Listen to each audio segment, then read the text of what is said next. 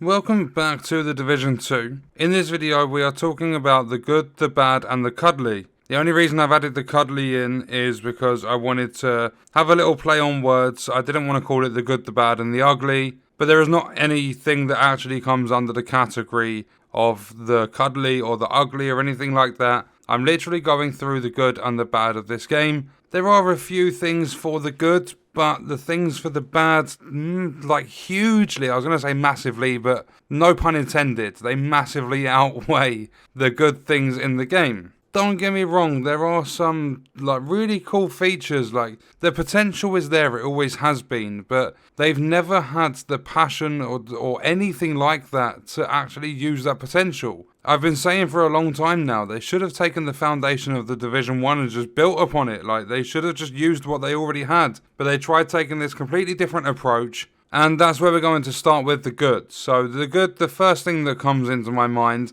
is the story of the game. They did incredibly well with the main story. The progression of going through and you're doing all the missions, the way it was set out, it was very, very good. I think a lot of you will agree with me on that. Like, there were articles left, right and centre. The story to the Division 2 is amazing. It really skyrocketed at launch because of how good it actually was. And then the next thing is the art design. A lot of players will disagree with me on this, but in my opinion, I think the game looks really good. It might not be sharp and crisp in a lot of areas, the graphics might not look amazing, but I mean, what they've actually done with building, like, there's graffiti on the walls and the way the factions look and the enemy types, all the different archetypes, like, they have a cool look to them. I actually really enjoy the art design of this game. The next couple of things, these fall into the good and the bad side of it. So the first one, and this is still on the good side, the amount of gear and weapons that are available in the game. You have several different weapon classes,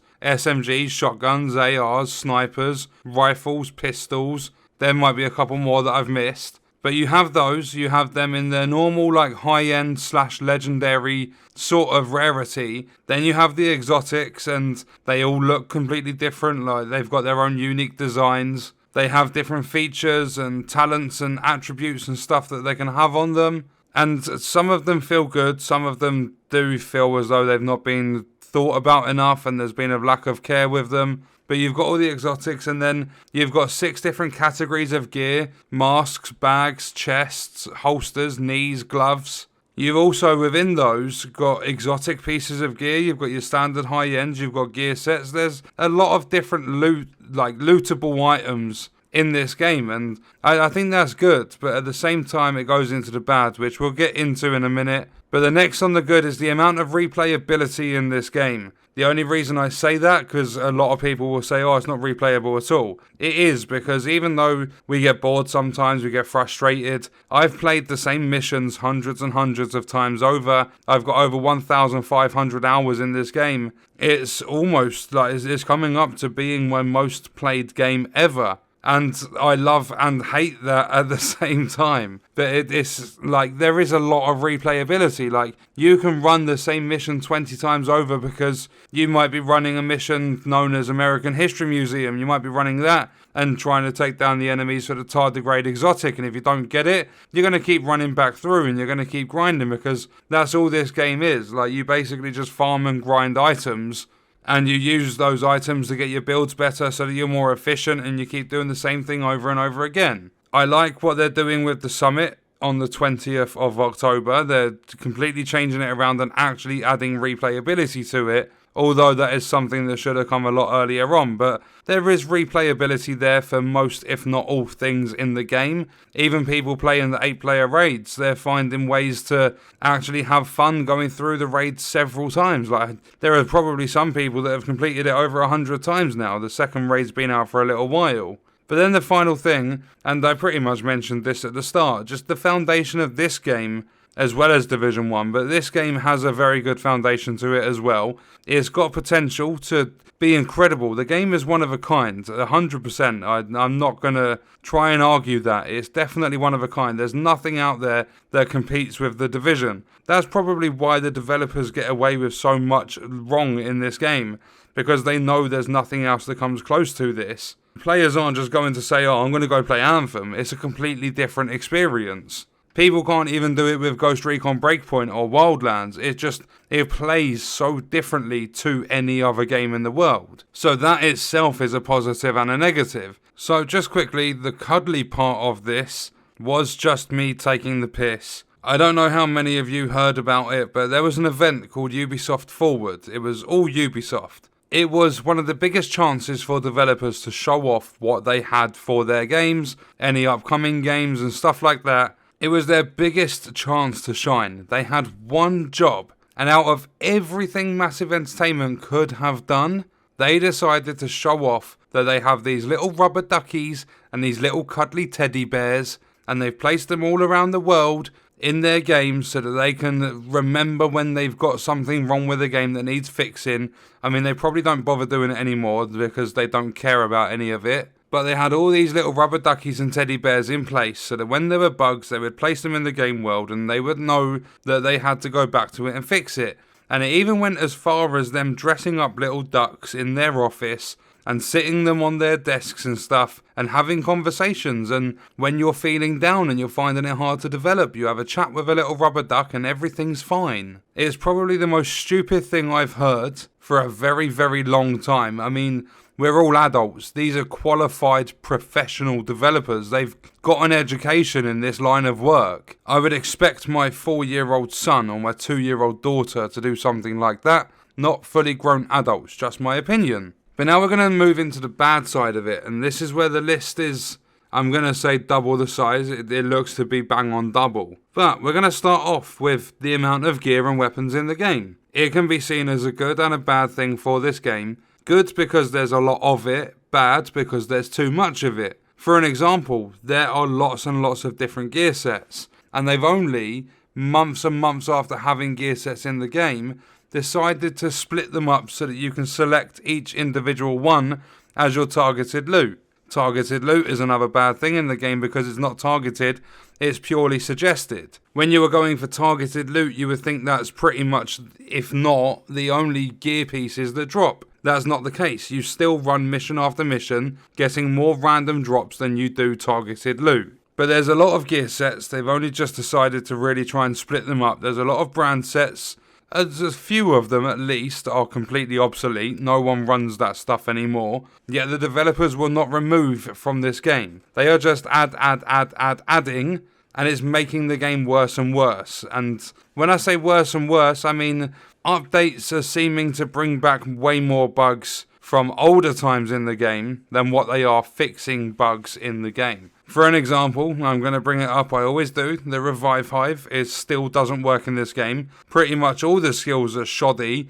they only work whenever the fuck they want to.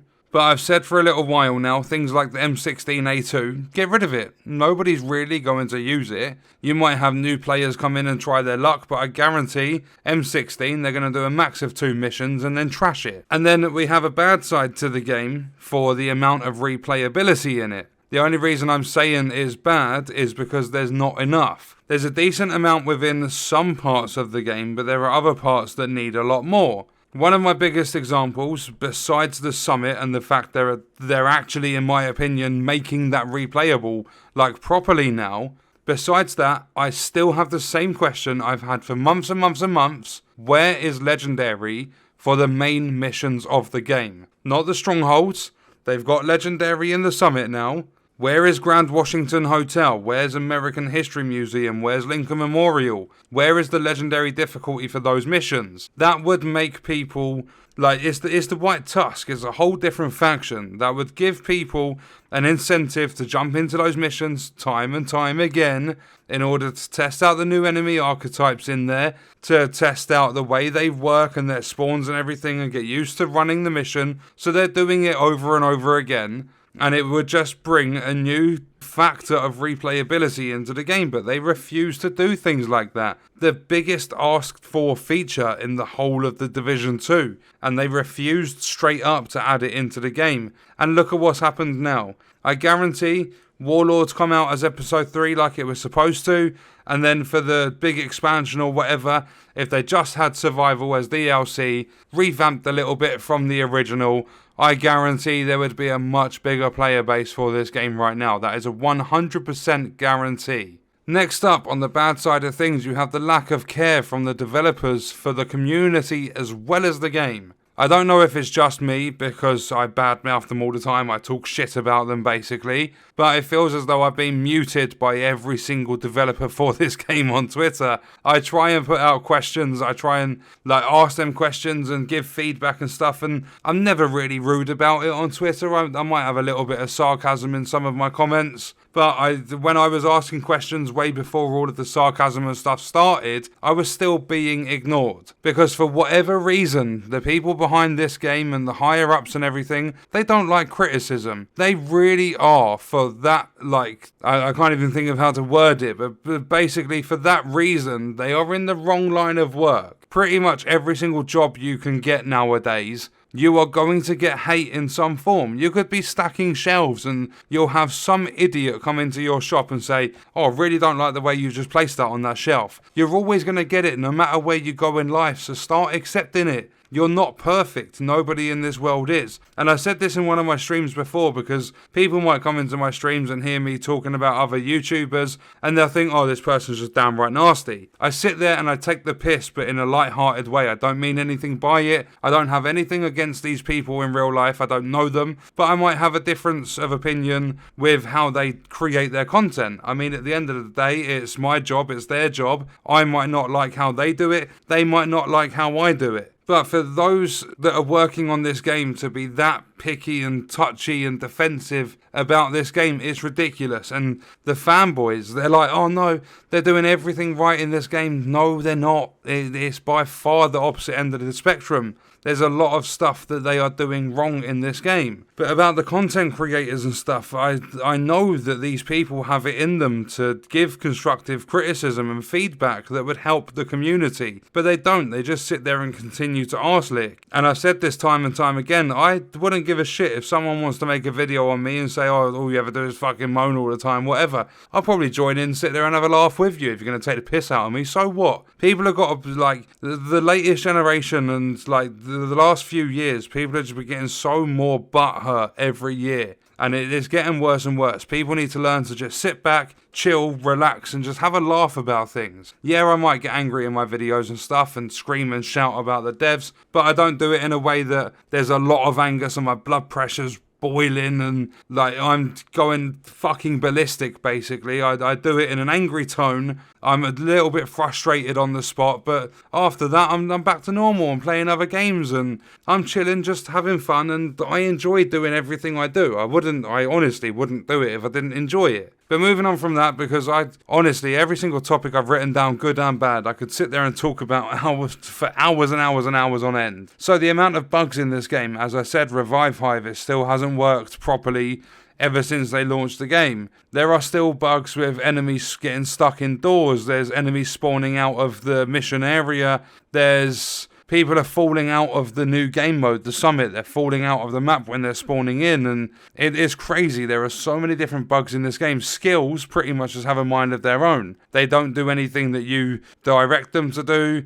They don't deploy, they're stuck, and their cooldowns mess up. There's a lot of dodgy things going on in this game. There are a hell of a lot of bugs. Then we have the end game. I spoke in the good side of this video, I spoke about the story of the game being really, really well done. Then you have the end game, and it feels as though that's where Massive kind of has this huge drop off. They do really, really well with the story, and then as soon as it comes to the end game portion of the game, they just don't really know what to do. They can think of some good features and stuff, and they do update after update, and they put a lot of effort into the game, even though they don't show signs of caring and stuff. I mean, at the end of the day, they are still updating the game. They're doing a weekly maintenance, and some of this stuff is obviously going to be easy. They don't it's really, really tough because they don't care, but they still bother. It's kind of a very, very weird situation going on with this game, and there's nowhere near as many developers working on the game now as what there was at launch, but they need to just start being open about it and saying, look, we don't have a team as big as we once did. It's going to be harder for us to work on this stuff and implement it all into the game.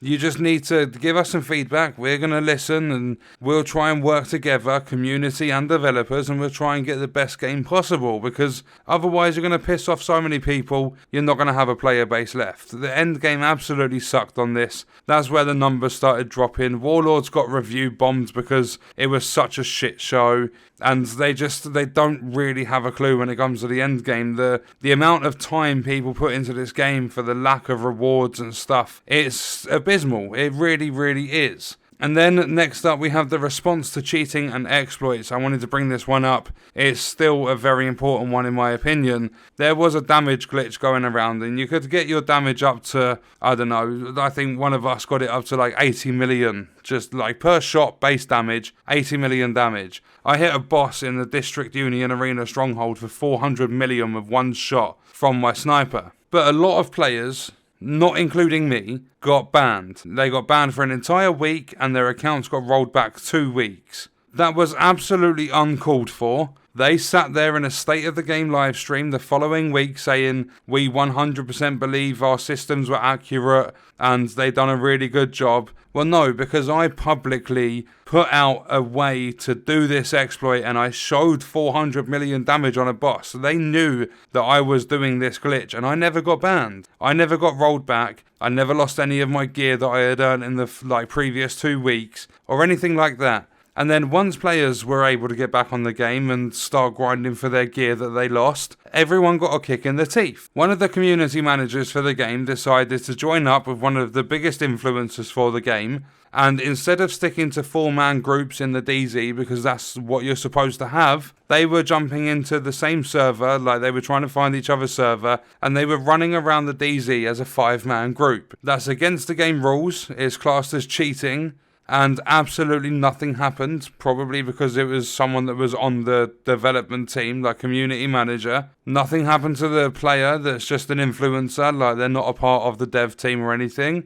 There was nothing done about that, so there were memes and stuff going round and harassment pretty much. Everyone was going ballistic, and it just carried on, and it still carries on to this day. Not in terms of those teaming up and stuff, but there are full-on exploits. There's a lot of cheating going on within the PvP side of this game, and absolutely nothing is done about it. And people that weren't even cheating when everyone got banned, they were getting banned. Like, it's really, really bad and in how they respond to cheating and exploits. People were cheating with the raid and they said, oh, we're going to look into it. They didn't even bother. And they had a competition, like a proper competition, set up for the world's first completionist for that raid. And the people that did it first in the world fully cheated. Nothing happened to those players. They've still got their names immortalized in the White House or whatever you want to call it. And then moving on, we have the cash grab attempts, and this is getting more and more obvious with every new thing they release. You have the premium tracks for their season passes, and these aren't just premium tracks to give you better rewards and stuff. It's supposed to be all cosmetic, even though it's not. You can get exotic caches, which will give you an upper hand over other players, but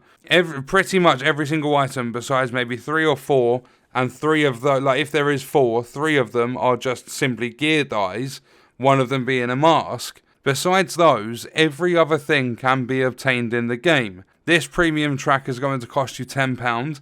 I can tell you now the premium track is not worth anything more than £1.50 if you're pushing the boat out. It's clear that they're using this seasonal sort of mechanic with their content and stuff to try and push more sales into getting the people getting the premium track, and they even open it up so people can buy their missed tiers towards the end of each season.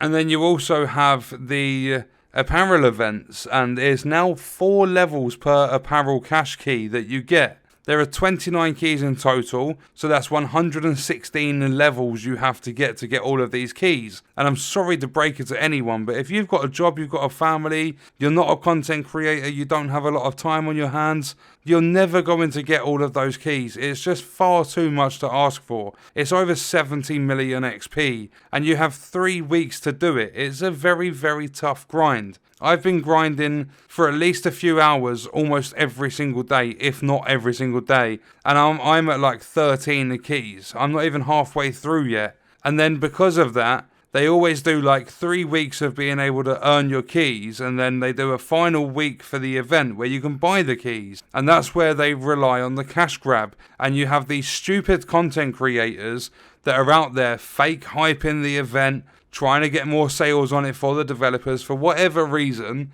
and they're saying, oh, this stuff's amazing, and the events aren't actually that good, and they're just feeding them money. They're spending £20, £25 on premium credits just to buy these stupid keys and open up these crates and get this apparel stuff. If they actually sat there and played the game, they would have a lot of time on their hands as well. It's their job. If they sat there and played the game, they could earn the keys, but instead they're taking the lazy route. They're feeding money to the devs to give them more of an incentive to cash grab, and they're also misleading their communities. It is bad how the developers have let it pass on to the content creators to do exactly the same thing. And then we'll move on to the lies, and this is the penultimate thing, but the lies from the developers. They say time and time again, this is going to happen, that's going to happen, we've spent so long doing this, we've spent ages doing that. And, I mean, if you want to be sarcastic, the developers have never lied before. Never, ever, ever. And I'm going to say something, this is a quote from Pete, and I'm going to say right now, this is probably a very, very, very realistic quote. If these developers were Pinocchio, their noses would have done a lap around the entire world and smacked them in the back of the head by now. Yes, these developers lied that much that if they were Pinocchio, their noses would have lapped the entire world. It's lie after lie from the people behind this game.